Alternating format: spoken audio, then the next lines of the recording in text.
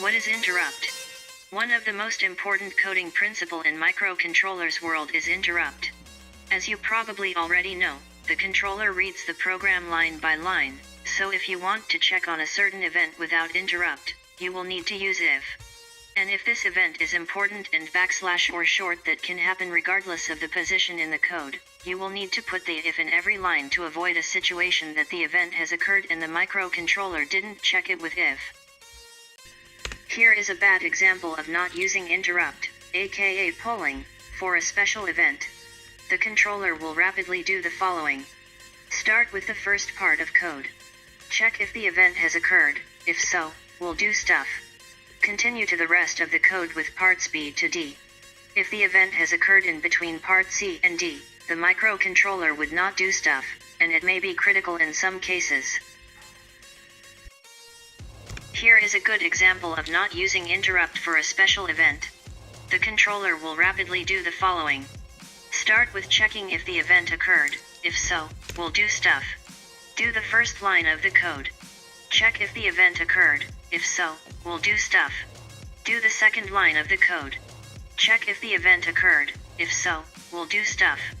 And so on.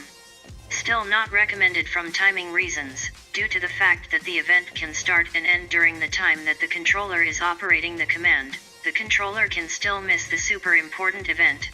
And this is where interrupts get in the picture. Here is an example of using interrupt. Let's start with the main.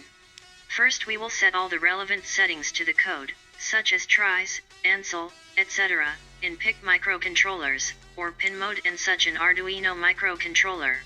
We will set the relevant modules for the certain system. Next we will set the SFRs of the interrupt, different controllers, different settings, but the principle is the same. In those SFRs we will enable the interrupt/s and will define what will trigger the interrupt. Now let's talk about the interrupt part. When an interrupt event occurs, a flag is set and the microcontroller will finish the command he is currently reading, and jump to the interrupt function no matter where he was in the code. The first thing to do in the interrupt function is to clear the flag, so the controller could go back to main after finishing with the interrupt function. Then write the commands set that the controller should do when the trigger occurred. So basically, the code parts, A to E, will happen rapidly until the event has occurred, or the sweet apocalypse that would kill us all will finally arrive. And when do stuff is complete, the code parts sequence will continue. Let's see a real example.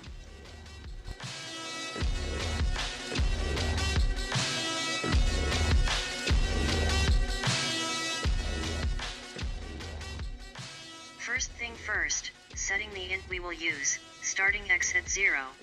Now let's start with the main. Setting tries B and tries D to represent input and output. Declaring all ports as digital. With the int can SFR, enabling the interrupt and configuring the interrupt on change as a trigger, then clearing the flags. With IOCB SFR, declaring which of port B legs will trigger an interrupt. Clear the port D. Start the infinite loop. The only thing that happens in this loop is declaring port D to be equal to xint. In the interrupt function, we will first clear the interrupt flag. Xint will raise by 1. If x will be bigger than the binary code of 8 ones, it will be cleared. Let's see a simulation of this code.